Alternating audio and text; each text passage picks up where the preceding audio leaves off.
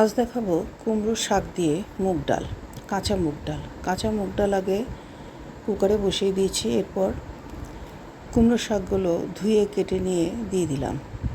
উপরে দিয়ে দিলাম অল্প একটু নুন আর কাঁচা তেল দিয়ে একটা সিটি দিয়ে নেব। এরপর কড়াইয়ের মধ্যে পরিমাণ মতো তেল দিয়ে তাতে কালো জিরে, শুকনো লঙ্কা, তেজপাতা ফোড়ন দিয়ে সিদ্ধ করা ডালটা দিয়ে দিলাম।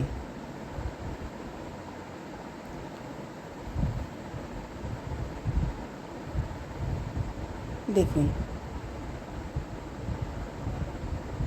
এরপর যখন একটু ফোটা শুরু হবে দিয়ে দিলাম নুন, হলুদ আর দুটো কাঁচা লঙ্কা চিড়ে। এবার খুব ভালোভাবে এটাকে নাড়াচাড়া করে দেব। 10 মিনিট মিডিয়াম আছে এটা ফুটবে।